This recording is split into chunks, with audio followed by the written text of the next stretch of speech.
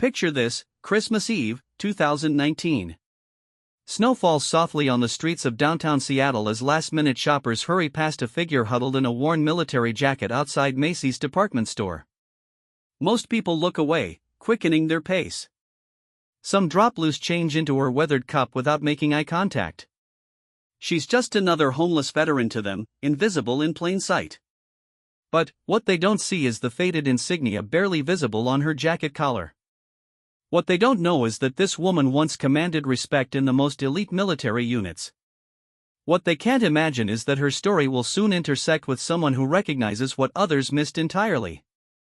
In just 72 hours, this dismissed figure will go from sleeping on cardboard to sitting across from military officials, from begging for spare change to being offered a life-changing opportunity. Her journey will expose shocking truths about how we treat our veterans, reveal the hidden stories of women in special operations, and prove that sometimes the most extraordinary people are hiding in the most ordinary places. This is the story of Master Sergeant Elena Rodriguez, a woman whose service record was so classified that even she had forgotten some of the missions she'd completed. This is about how one observant Navy SEAL's curiosity on Christmas Eve would unravel a mystery that had been buried in military bureaucracy for over a decade. Sometimes the most powerful stories begin with what we choose not to see. Elena Rodriguez had been invisible for so long that she sometimes wondered if she was actually there at all. The morning of December 24, 2019, found her in the same spot she'd occupied for the past 3 months, a narrow alcove between the Macy's entrance and a coffee shop on Pine Street in downtown Seattle. Her military-issue sleeping bag, now more gray than green, was rolled tight beside her worn backpack. Everything she owned in the world fit into that single bag. The irony wasn't lost on her. 15 years ago, she had been responsible for equipment worth millions of dollars, leading covert operations that required split-second decisions affecting national security. Now she couldn't afford a cup of coffee. The transformation hadn't happened overnight, but the end result was the same. Master Sergeant Elena Rodriguez had become another statistic, another face in the crowd of forgotten veterans. She pulled her jacket tighter as the December wind cut through the streets. The jacket was her most prized possession, though it looked like something from a thrift store.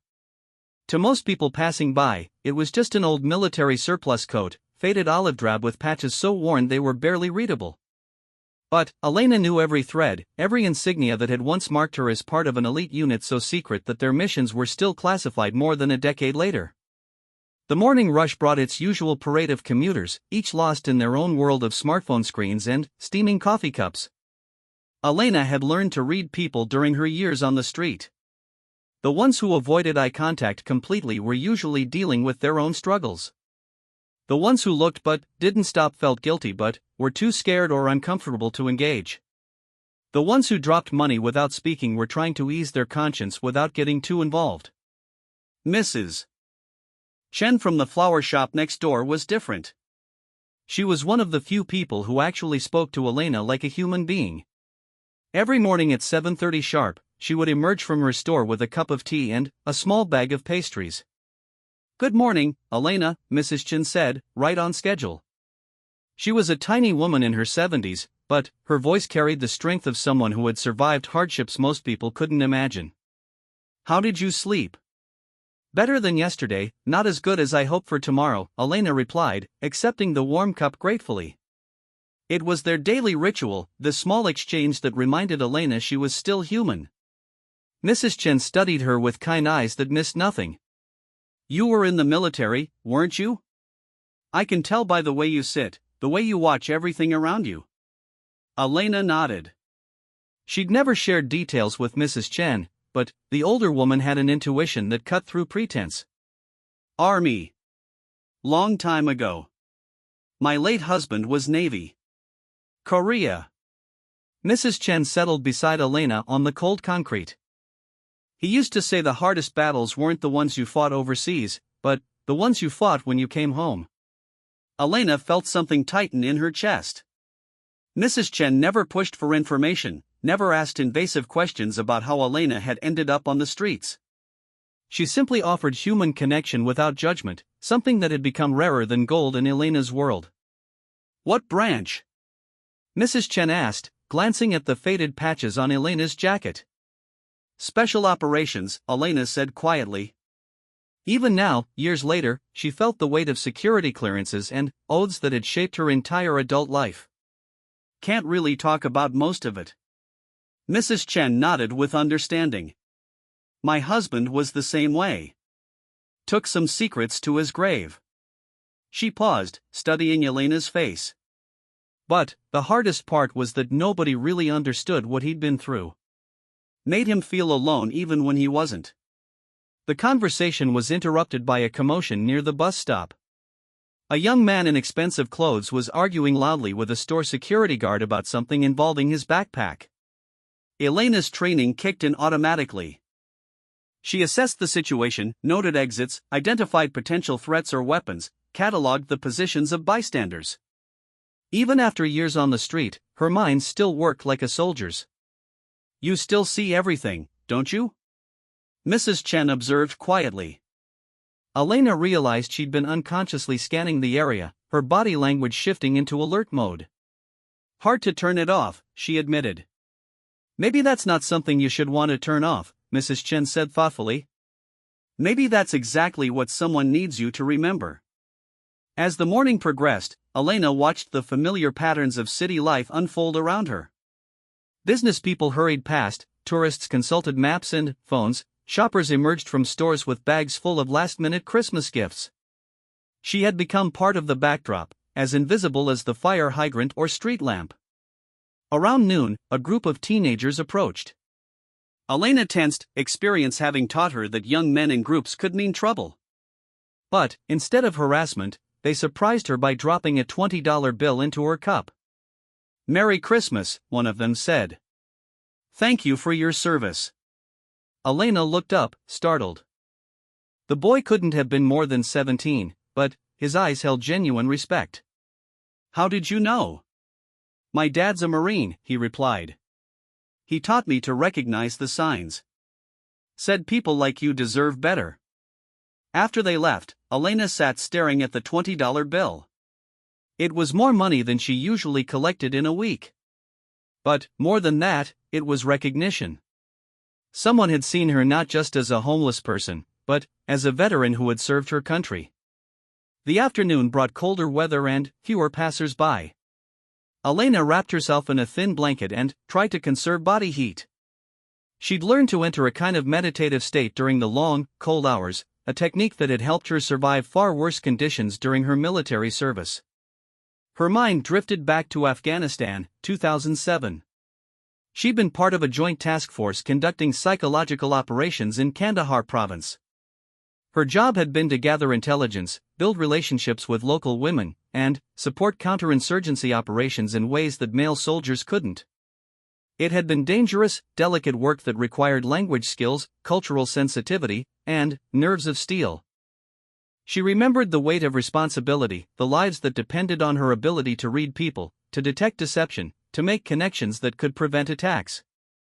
She remembered the satisfaction of successful missions, the camaraderie with her team, the pride in wearing the uniform and serving something bigger than herself. How had she gone from that to this? The answer was complicated, involving a combination of factors that had created a perfect storm of circumstances. A training accident that resulted in chronic pain and PTSD. A medical discharge that came with insufficient support. A struggle with prescription painkillers that led to addiction. The loss of her security clearance and, with it, most job prospects that matched her skills. A series of relationships that couldn't survive the weight of her trauma. Medical bills that consumed her savings. Bureaucratic delays in veterans' benefits. Each setback had made the next one more likely, until the slide became irreversible. But, even in her darkest moments, Elena had never forgotten who she was underneath the circumstances. She was still Master Sergeant Rodriguez, still the woman who had earned the respect of some of the toughest soldiers in the world, still someone who had made a difference when it mattered. As evening approached, the street began to empty. Store owners were closing early for Christmas Eve, and the usual foot traffic was thinning out. Elena knew this would be a long night. Christmas Eve was always hard for people on the street. The contrast between the warmth and celebration happening behind closed doors and the cold reality of sidewalk life was particularly sharp. She was arranging her sleeping bag when she noticed him. A man in his 30s, medium height, walking with the controlled movements of someone accustomed to physical discipline. Unlike most passers-by, he wasn't looking at his phone or hurrying to get somewhere else. He was observing, processing information the way someone with tactical training learns to do. Their eyes met for just a moment, and Elena saw something she hadn't seen in a long time: recognition. Not pity, not discomfort, not the hurried acknowledgement most people gave her, but actual recognition. As if he was seeing not just a homeless person, but someone whose story might be worth knowing. The man paused, seemed to consider something, then continued walking. But Elena had caught something in his expression, a flicker of curiosity or concern that suggested their interaction wasn't over. As she settled into her sleeping bag that Christmas Eve, Elena wondered if tomorrow would bring just another day of invisible existence, or if something was about to change. She'd learned not to hope too much during her time on the streets, but tonight something felt different. The man who had looked at her with recognition wasn't just anyone walking by. Though she didn't know it yet, he was Lieutenant Commander Marcus Thompson, a Navy SEAL on leave for the holidays, someone whose training had taught him to notice details that others missed. And what he'd noticed on Elena's jacket was something that would change both their lives forever. Marcus Thompson couldn't shake what he'd seen. Christmas morning found him in his hotel room at the Four Seasons, staring out at the Seattle skyline while nursing his second cup of coffee. He was supposed to be on vacation, taking a rare break from his duties as a Navy SEAL instructor at Naval Special Warfare Command. But his mind kept returning to the woman he'd encountered the previous evening. It wasn't unusual to see homeless veterans on the streets. Marcus had volunteered at shelters enough to know that far too many people who had served their country were struggling to get by. What was unusual was the insignia he'd glimpsed on her jacket. Most people wouldn't have recognized it, wouldn't have known what those faded patches represented.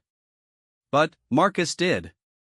He'd seen that particular combination of insignia only a handful of times in his 15-year career, and always on people whose service records were largely classified. The eagle patch was from the 160th Special Operations Aviation Regiment, known as the Night Stalkers. The other symbol, barely visible under years of wear and weather, was from a joint task force that operated so far off the books that its existence was rarely acknowledged. Marcus finished his coffee and made a decision. Instead of spending Christmas morning at the hotel gym as planned, he was going back to Pine Street. The downtown area was eerily quiet on Christmas morning. Most businesses were closed, the usual crowds of shoppers and commuters replaced by the occasional jogger or dog walker. When Marcus reached the spot where he'd seen the woman the night before, she was still there, wrapped in a sleeping bag that had seen better days. She was awake, sitting with her back against the building wall, watching the empty street with the alertness of someone who had learned not to let her guard down completely. When she saw him approaching, her posture shifted slightly. Not defensive, but ready.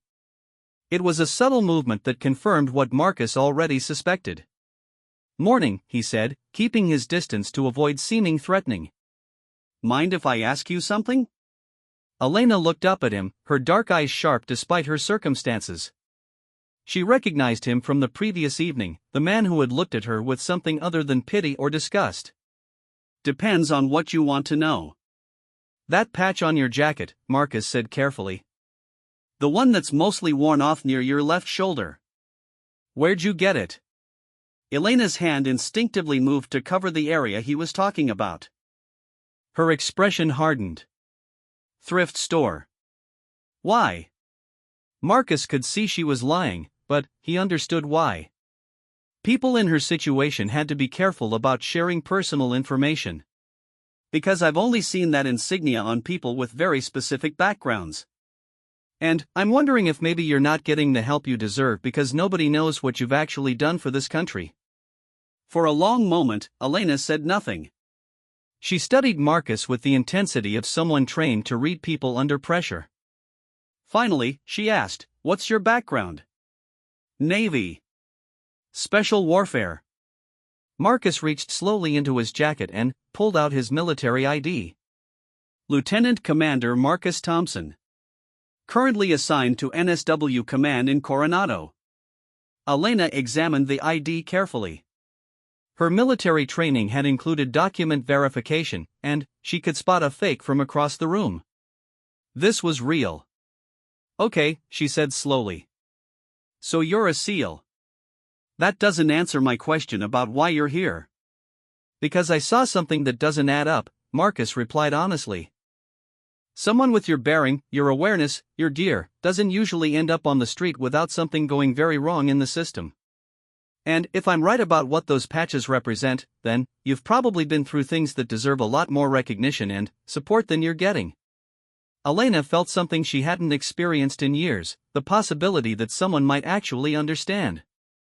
But hope was dangerous when you'd been disappointed too many times. Even if you're right, she said carefully, what difference would it make? The system doesn't care about people like me. Marcus sat down on the sidewalk a few feet away from her, ignoring the cold concrete. The action surprised Elena. Military officers didn't usually sit on sidewalks with homeless people, even homeless veterans.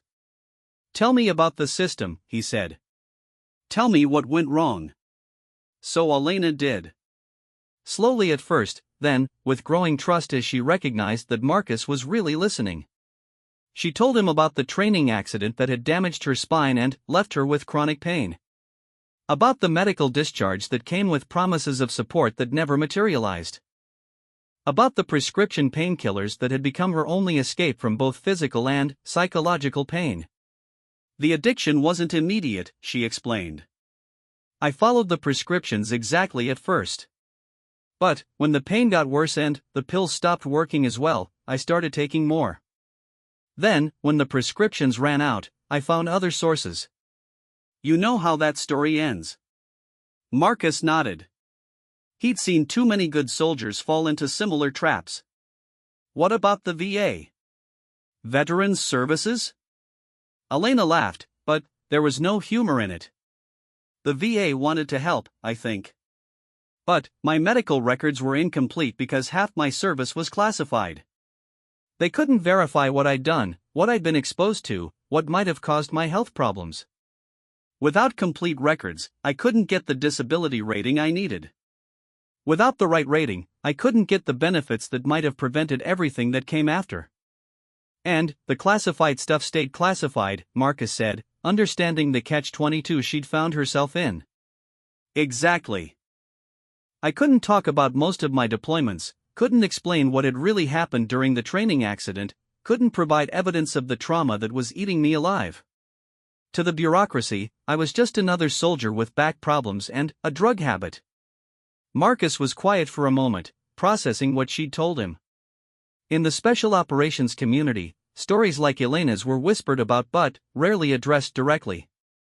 The very nature of classified work made it difficult for veterans to get proper care when things went wrong.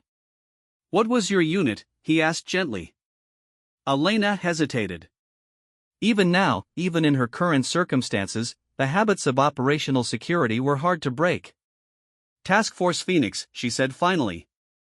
Psychological Operations and Human Intelligence. Afghanistan, 2005 to 2009.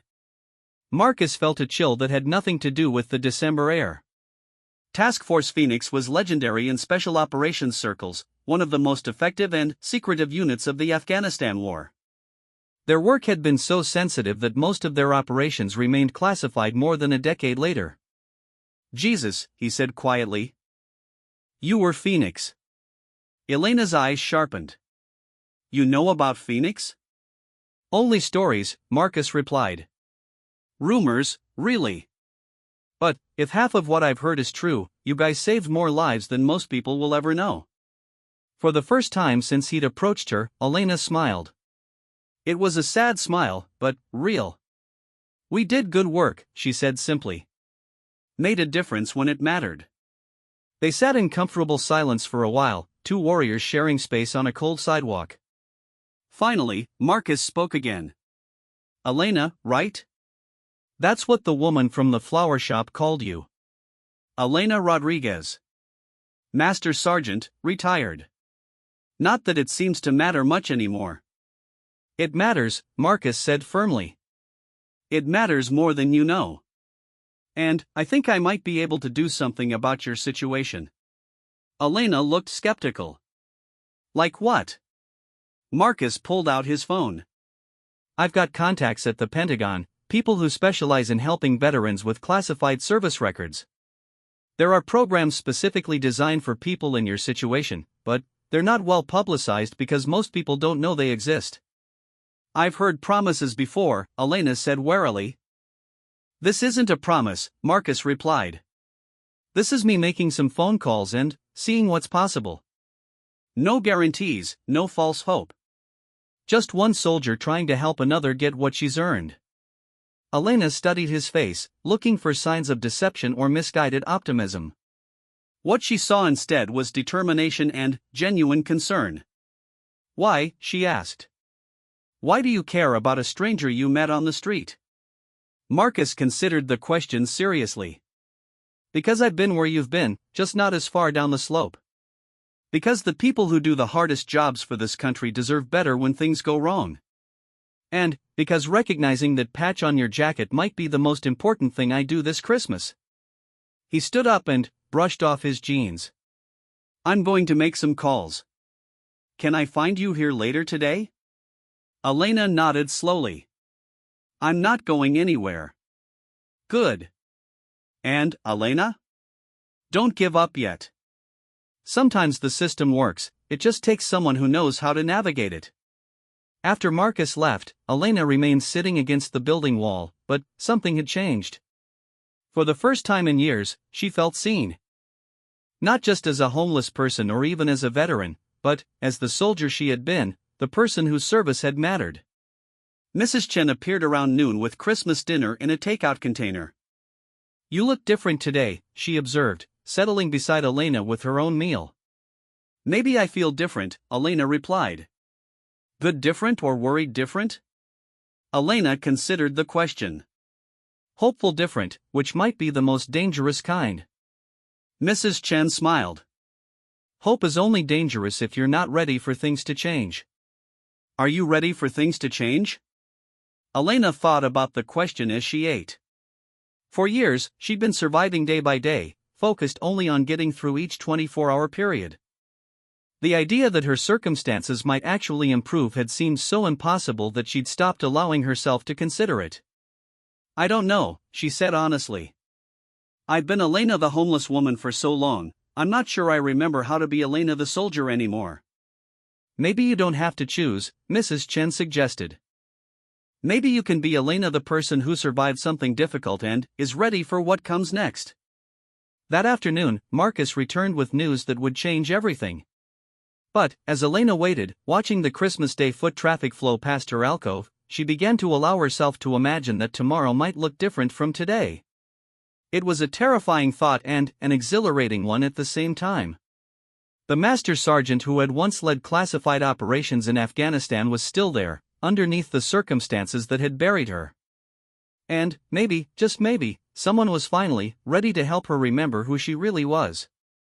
When Marcus returned to Pine Street at 4 o'clock that afternoon, he wasn't alone. Walking beside him was a woman in her 50s, dressed professionally despite it being Christmas Day. Elena noticed immediately that she moved with military bearing, her sharp eyes taking in the surroundings with practiced assessment. Elena, this is Colonel Sarah Mitchell, Marcus said by way of introduction.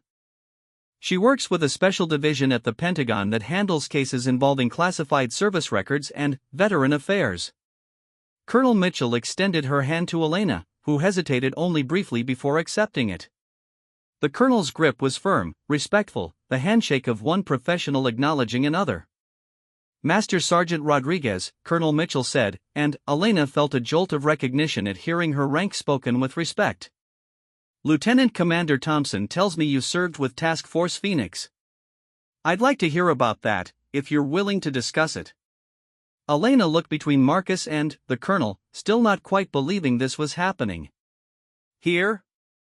On the sidewalk? We can go wherever you're comfortable, Colonel Mitchell replied. But, I should tell you up front that time is important. I've spent the morning making calls and reviewing what records I can access, and there are some things we need to address immediately. Mrs. Chen appeared as if summoned, carrying a thermos of hot coffee and wearing her best coat. "Elena, dear, why don't you use my shop for your meeting? It's warm, private, and these people look like they have important business to discuss." 20 minutes later, Elena found herself sitting in the back room of Chen's Flowers, surrounded by the scent of roses and eucalyptus, facing two military officers who seemed to know more about her past than she'd remembered herself. Colonel Mitchell had spread several documents across Mrs. Chen's work table, each one stamped with various classification markings. "Elena, I need to start by asking you some questions that might seem strange, given your current circumstances. But I need you to think carefully before you answer." Elena nodded, her mind already shifting into the focused state she'd learned during intelligence training. Whatever was happening here was serious. "Do you remember an operation in Kandahar province in March 2008, involving the extraction of a high-value intelligence asset and her family?" the colonel asked. The question hit Elena like a physical blow. She hadn't thought about that particular mission in years, had tried not to think about it because of what had happened afterward. "Operation Nightingale," she said quietly. "That's right. Can you tell me what role you played in that operation?" Elena closed her eyes, allowing the memories to surface. "I was the primary handler for the asset. A woman named Farida who had been providing intelligence about Taliban operations in the region. Her cover had been blown, and she and her two daughters were in immediate danger." "Go on," Colonel Mitchell encouraged. "The extraction was supposed to be routine. We'd done similar operations before. But something went wrong with the intelligence. When our team reached the safe house, it was already compromised. Taliban fighters were waiting for us." Elena's voice grew quieter as the memories became more vivid. "Farida had been captured 3 hours before our arrival. We found evidence that she'd been tortured for information. The Taliban knew we were coming." Marcus leaned forward.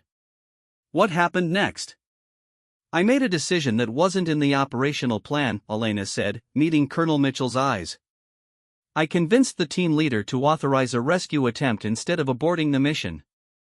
Farida was still alive, and I knew if we left her, she'd die slowly." Colonel Mitchell made a note on her tablet.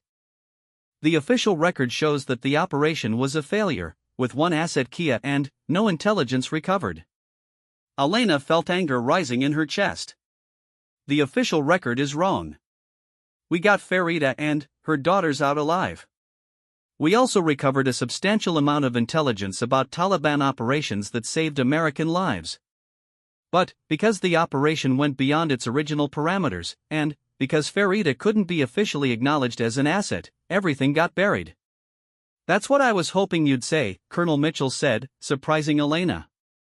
"Because I've spent the last 6 hours talking to people who were involved in the aftermath of Operation Nightingale. People who are now in very high positions and who remember exactly what you did that night." She turned her tablet around to show Elena a photograph. It was a family, a woman in her 40s and 2 teenage girls, all smiling at the camera. Farida al-Rashid and her daughters, Amina and Layla. Farida is now a professor of Middle Eastern Studies at Georgetown University. Amina just graduated from medical school. Layla is studying international law at Harvard. Elena stared at the photograph, feeling emotions she'd buried for years threatening to overwhelm her. "They're alive," she whispered. "More than alive," Colonel Mitchell continued. "They're thriving. And they've never forgotten who saved them. When I contacted Dr. Al-Rashid this morning and told her I was trying to verify the service record of Elena Rodriguez, she said something I'll never forget: that woman didn't just save our lives. She saved our future." Elena felt tears starting, and she wiped them away roughly. She'd trained herself not to cry, not to show vulnerability on the streets where weakness could be dangerous. Marcus handed her a bottle of water. "There's more," he said gently. Colonel Mitchell pulled out another set of documents. "The intelligence you recovered during that operation led to the disruption of a major Taliban offensive that would have targeted a convoy carrying a congressional delegation. The information you obtained prevented what could have been a massive international incident. Then, why? Elena began, then stopped. She knew why. The same reason so many classified operations never received recognition. Politics, bureaucracy, the need to protect sources and methods. Why were you left to fall through the cracks? Colonel Mitchell finished. Because the people who should have been tracking your contributions weren't communicating with the people handling your medical care. Because your service record was so compartmentalized that the left hand literally didn't know what the right hand was doing.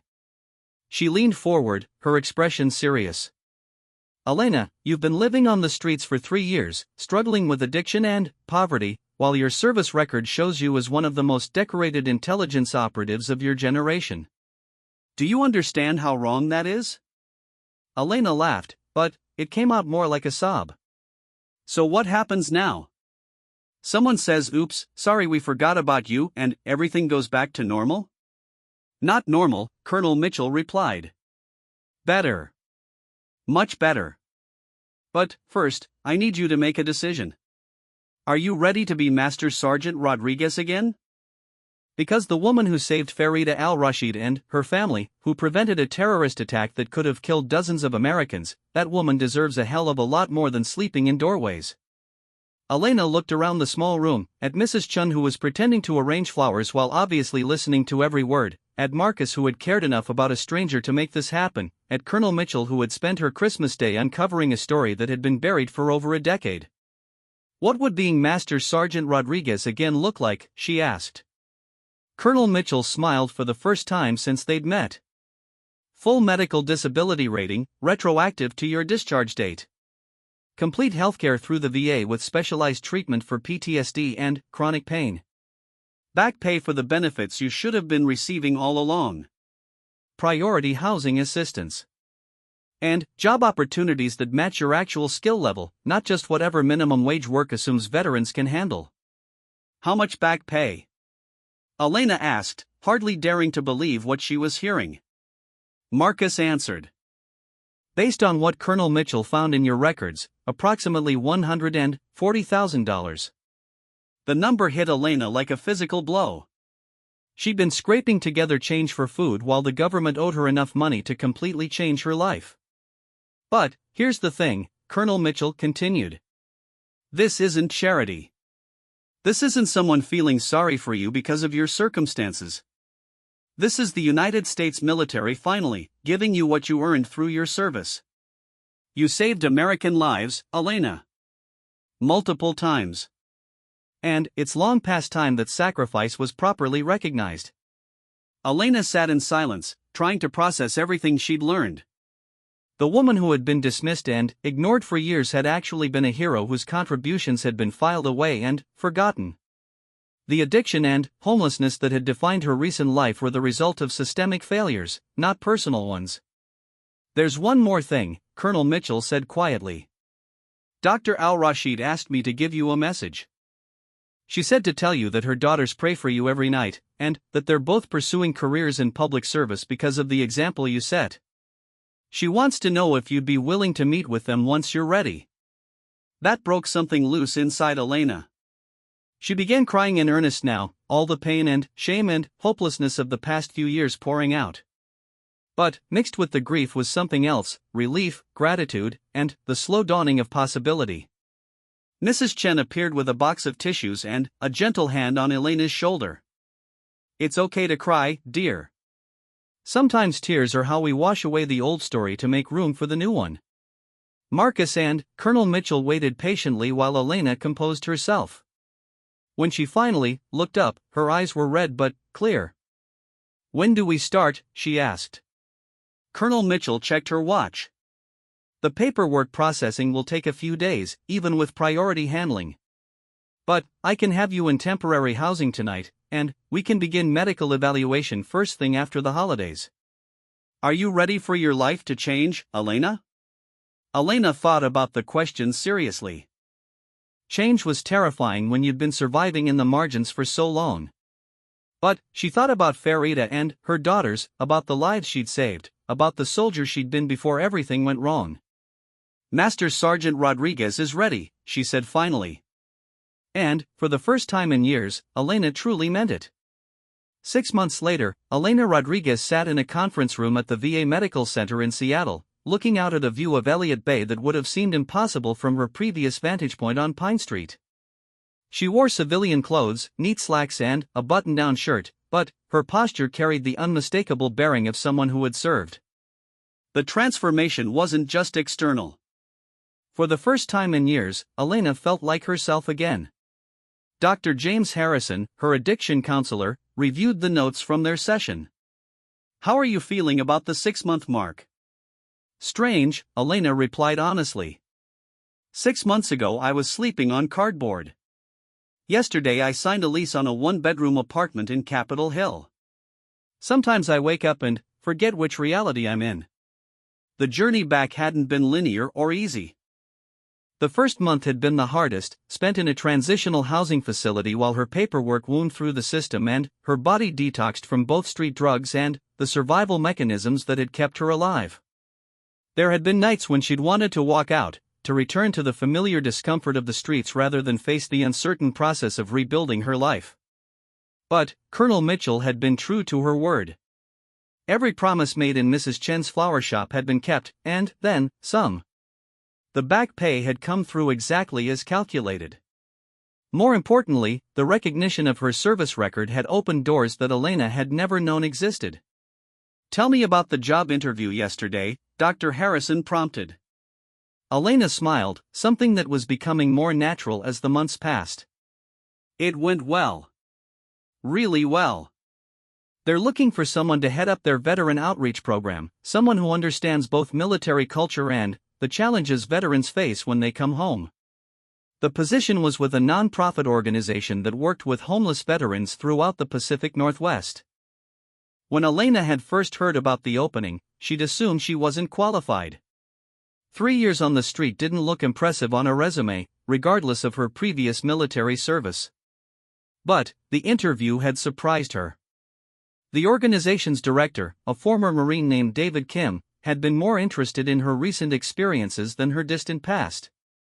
"We can train someone to understand policy and procedure," he'd told her. "What we can't train is the credibility that comes from having actually lived what our clients are going through.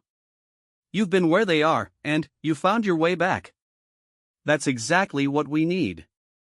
How do you feel about potentially working with people who are currently where you were 6 months ago?"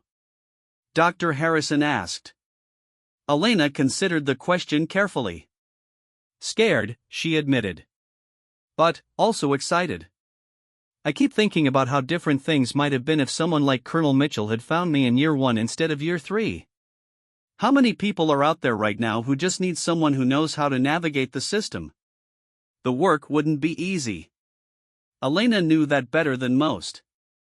Homelessness among veterans was a complex problem with no simple solutions. Mental health issues, addiction, bureaucratic barriers, and social stigma all combined to create seemingly insurmountable challenges. But Elena also knew something that many social workers and case managers didn't: how it felt to be invisible, to be dismissed, to have your service record buried under circumstances beyond your control. "Have you thought about what you'll do if you encounter someone who reminds you too much of where you were?" Dr. Harrison continued. It was a valid concern. Elena's recovery was solid but still relatively new. Being around active addiction and acute homelessness could be triggering, especially when coupled with the stress of a new job. "I've thought about it a lot," Elena replied. "And I think the key is remembering that I'm not trying to save everyone. I'm just trying to make sure people don't fall through the cracks the way I did. Sometimes that might mean getting them into housing. Sometimes it might mean helping them access medical care. And sometimes it might just mean making sure they know someone sees them as a human being instead of a problem to be managed." The conversation was interrupted by a knock on the door. Dr. Harrison's assistant poked her head in. "Elena, there are some people here to see you." Elena's first instinct was worry. Unexpected visitors had rarely brought good news during her years on the street. But when she followed the assistant to the waiting room, she found herself face to face with 3 women she recognized from a photograph: Dr. Farida Al-Rashid and her 2 daughters. "Elena," Dr. Farida said, stepping forward with tears in her eyes. We've been hoping to meet you for so many years. The reunion was emotional in ways Elena hadn't expected. She'd saved these people, but, in a very real sense, they'd saved her too. Their existence, their success, their continued gratitude had given meaning to the sacrifices Elena had made during her military service. Knowing they were thriving had helped her believe that her own recovery was possible. Amina, now Dr. Amina al-Rashid, had just completed her residency in emergency medicine. I became a doctor because of you, she told Elena simply. You showed me that sometimes the most important thing you can do is refuse to give up on people, even when the situation looks hopeless. Layla, finishing her final year at Harvard Law School, had chosen to specialize in immigration law and veterans' rights. I'm writing my thesis on the legal frameworks that leave veterans like you without proper support, she explained. I want to make sure what happened to you doesn't happen to others.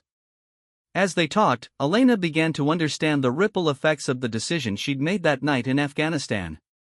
Saving Farida and her daughters hadn't just preserved 3 lives, it had created a generational impact that was still unfolding. Dr. Farida's research on Middle Eastern political systems had influenced policy decisions. Amina's medical work had saved countless lives. Layla's legal advocacy was changing how the system treated vulnerable veterans. We brought something for you, Dr. Farida said, pulling out a wrapped package. We hope it's appropriate. Inside was a photograph in a silver frame. It showed Elena in her military uniform, taken during a rare moment of downtime between operations. She looked younger, more confident, unmarked by the struggles that would come later. But what struck Elena most was the expression in her own eyes: determination, compassion, and an unshakable sense of purpose. Where did you get this? Elena asked, her voice barely a whisper. From your old unit commander, Amina replied. We tracked him down last year when we started trying to find you. He said this was taken the day after Operation Nightingale, and that he'd never seen anyone more determined to do the right thing regardless of the cost. Elena stared at the photograph, seeing herself as she'd been before everything went wrong. But, instead of sadness for what she'd lost, she felt something unexpected: recognition that the person in the photograph was still there, underneath all the experiences that had come after. Later that evening, Elena sat in her new apartment, the photograph placed prominently on her kitchen table. The apartment was small but clean, with large windows that let in natural light and a view of the city that reminded her how far she'd come. It wasn't luxurious, but it was hers. Marcus had stopped by earlier with Thai takeout and congratulations on the job offer. Their friendship had become one of the unexpected gifts of Elena's recovery. He was someone who understood both her military background and the challenges of transitioning back to civilian life. You know what I realized today? Elena had told him over dinner. I spent 3 years thinking my story was about failure. About a soldier who couldn't handle coming home, who'd lost everything that mattered. But maybe that was never the real story. What's the real story? Marcus had asked. Maybe it's about a soldier who faced an impossible situation and found a way to survive it. Who lost everything and, then, figured out how to build it back up again. Who discovered that the skills that made her good at military service also made her good at helping other people who were struggling. Marcus had smiled. That's a much better story. It's also a true story, Elena had replied. Now, alone in her apartment, Elena picked up the phone and dialed Colonel Mitchell's number. It was late, but the colonel had told Elena to call anytime if she had news about her progress. Elena, Colonel Mitchell answered on the second ring. How did the interview go? I got the job, Elena said. I start Monday. Outstanding. I knew you would. How are you feeling about it? Elena looked around her apartment, at the photograph of her younger self, at the stack of paperwork documenting her recovery and progress. Like Master Sergeant Rodriguez is finally ready to get back to work, she said. Good, Colonel Mitchell replied. Because there's something else I wanted to discuss with you. The Pentagon is considering establishing a new program to prevent veterans with classified service records from falling through the cracks like you did. They want someone with first-hand experience to help design it. Interested? Elena felt that familiar surge of purpose, the same feeling she'd had when accepting difficult missions during her military service. "Very interested," she said. As she hung up the phone, Elena realized that her journey wasn't ending with her recovery. It was beginning again, this time with a mission she understood better than anyone, making sure that no veteran who had served with honor would be abandoned by the system they'd sacrificed to protect. The woman who had been dismissed as homeless 6 months ago was about to become an advocate for change at the highest levels of government. It was a transformation that proved something Elena was only just beginning to believe: sometimes the most broken places in our stories are where the most important chapters begin. 2 years after that Christmas Eve encounter on Pine Street, Elena Rodriguez stood at a podium in the Pentagon, addressing an audience that included senior military officials, VA administrators, and members of Congress. The conference room was filled with the kind of people who made policy decisions affecting millions of veterans, and they were all there to hear what she had to say. 3 years ago, I was sleeping on a sidewalk in Seattle, dismissed by society as just another homeless veteran who couldn't get her life together, Elena began, her voice steady and clear. What nobody knew, including me for a while, was that I had served with distinction in classified operations that saved American lives and prevented terrorist attacks. I fell through the cracks not because I failed the system, but because the system failed me. The room was completely silent. Elena had learned to read audiences during her military service, and she could feel the attention of everyone present focused on her words. Today, I'm here to present the findings and recommendations of the Classified Service Veterans Support Task Force, an initiative designed to ensure that no service member who sacrificed for classified operations will ever be abandoned the way I was. The past 2 years had been a whirlwind of activity. Elena's position with the Veteran Outreach nonprofit had quickly expanded into consulting work with government agencies. Her unique perspective as someone who had experienced both elite military service and homelessness made her invaluable in bridging the gap between policymakers and the veterans they were trying to serve. The task force had been Colonel Mitchell's idea, proposed after Elena had successfully helped identify and assist dozens of veterans whose classified service records had created barriers to receiving proper care. The Pentagon had initially been skeptical about creating a new program, but Elena's results spoke for themselves. Our pilot program has processed 437 cases of veterans with classified service records who were receiving inadequate support, Elena continued. Of these, 312 required immediate intervention to prevent or address homelessness, addiction, or suicide risk. The average time to resolution was 6 weeks, compared to the previous average of 18 months or more. Elena clicked to her next slide, showing a photograph of a man in his 40s standing outside a new apartment building. This is Sergeant First Class Michael Santos, Army Special Forces. He spent 8 months homeless in Phoenix after his PTSD claim was denied due to incomplete service records. Through our intervention, he now has full disability benefits, stable housing, and a job as a counselor working with other veterans. The next slide showed a woman in professional attire standing in front of a university building. This is Lieutenant Commander Sarah Williams, Naval Intelligence. She was working minimum wage retail jobs despite having a master's degree and 15 years of distinguished service, because her security clearance had been revoked following an addiction issue and she couldn't get appropriate treatment through the VA. She's now completing a doctorate in international relations and working as a consultant on Middle Eastern affairs. Elena moved through case after case, each one representing a life that had been transformed through proper recognition of classified service. But she also shared the failures, the veterans they hadn't been able to help in time, the systemic issues that continued to create barriers. The fundamental problem isn't lack of resources or even lack of goodwill, Elena explained. The problem is fragmentation. The people who handle security clearances don't talk to the people who process veterans' benefits. The doctors who treat PTSD don't have access to the mission records that would help them understand what caused it. The social workers trying to house homeless veterans don't know that some of their clients are heroes whose service records are locked away in classified files. She paused, making eye contact with several key decision-makers in the audience. We're not asking for classified information to be declassified. We're asking for a system that can recognize the value of classified service without compromising operational security. The presentation continued for another hour, detailing specific recommendations for policy changes, funding requirements, and implementation timelines. But Elena knew the most important part wasn't the statistics or bureaucratic solutions.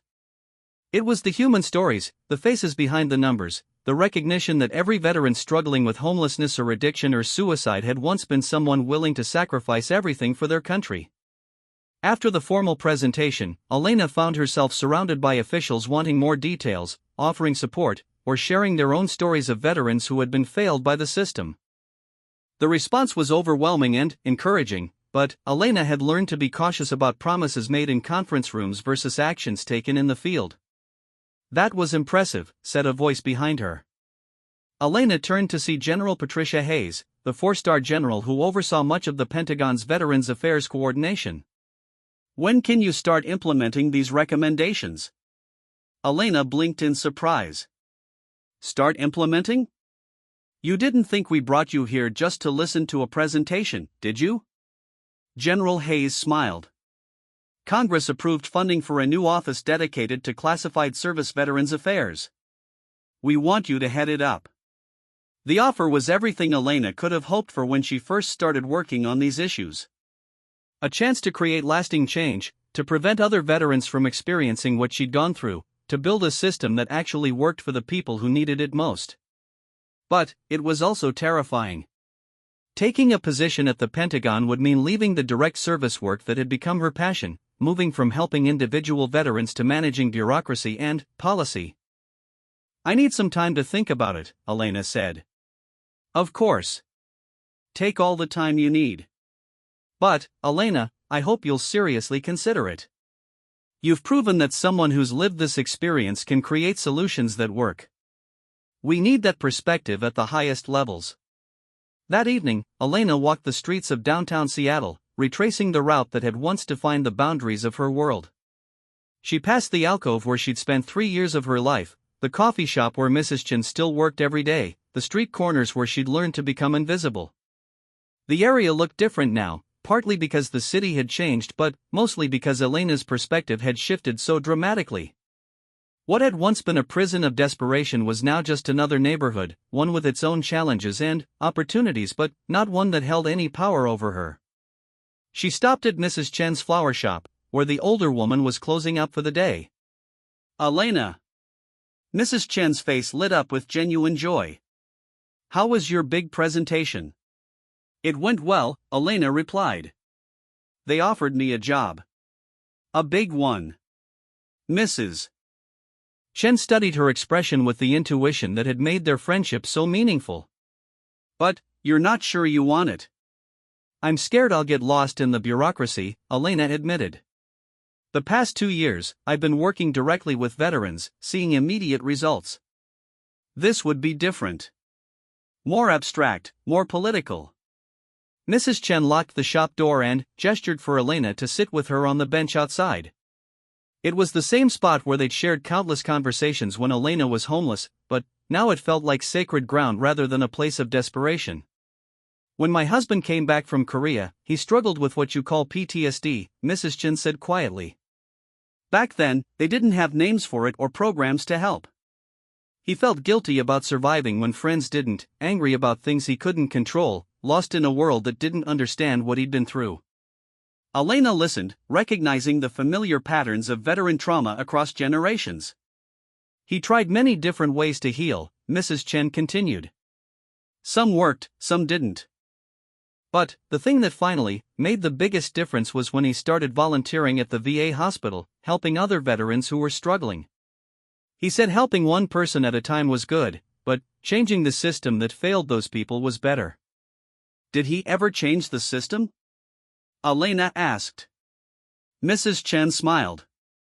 "He spent 30 years working for the VA, retiring as a senior administrator. When he died, hundreds of veterans came to his funeral to say that his work had saved their lives. Not directly, not one-on-one, but by creating programs and policies that helped thousands of people he never met." Elena understood what Mrs. Chen was trying to tell her. Direct service was fulfilling and immediate, but systemic change was how you prevented problems rather than just treating them after they occurred. He used to say that the hardest battles weren't the ones you fought overseas, but the ones you fought when you came home, Elena said, remembering Mrs. Chen's words from that first morning they'd really talked. That's right. And he learned that sometimes the most important way to fight those battles is to make sure the next generation of warriors doesn't have to fight them alone. That night, Elena called Colonel Mitchell to accept the Pentagon position. The decision felt right in a way that went deeper than career considerations or personal ambition. It felt like the logical next step in a journey that had begun with a chance encounter on Christmas Eve. 6 months later, Elena moved to Washington, D.C., to establish the Office of Classified Service Veterans Affairs. The work was challenging in ways she'd never experienced, involving congressional hearings, interagency coordination, and budget battles that sometimes felt more complex than any military operation. But it was also deeply satisfying. Within the first year, her office had helped more than 2,000 veterans access benefits they'd been denied due to classified service records. More importantly, they'd established protocols and training programs that would prevent future veterans from falling through the same cracks. One morning, Elena received a call from Marcus, who was still stationed in Coronado but frequently consulted on her office's initiatives. "I've got someone I want you to talk to," he said. Army Sergeant, Special Forces, recently discharged with chronic pain issues. His service record is heavily classified, and the VA is giving him the runaround on his disability claim. Sound familiar? Elena smiled, reaching for her notepad. "Send me his information. I'll make some calls." As she hung up the phone, Elena realized that the circle had completed itself. She was now the person who could prevent other veterans from experiencing what she'd gone through. The woman who had once been dismissed as homeless was now in a position to ensure that no one else would be abandoned by the system they'd served to protect. The transformation wasn't just personal, it was generational. Elena's work was creating a legacy that would outlast her own career, establishing protections and support systems for veterans whose sacrifices might otherwise be forgotten or ignored. Later that day, as Elena walked past the Vietnam Memorial on her way to another meeting about Veterans Affairs, she thought about all the names carved into that black granite wall. Each one represented someone who had given their life for their country. But Elena knew that the real victory wasn't just in honoring those who died, but in properly caring for those who survived. The homeless woman who had been invisible on Pine Street had become a force for change at the highest levels of government. It was proof that sometimes the most powerful transformations begin with the simple act of one person seeing another person's true worth, and refusing to accept that anyone who had served with honor should be forgotten or dismissed. Master Sergeant Elena Rodriguez had found her way home, and now she was making sure others could find theirs too.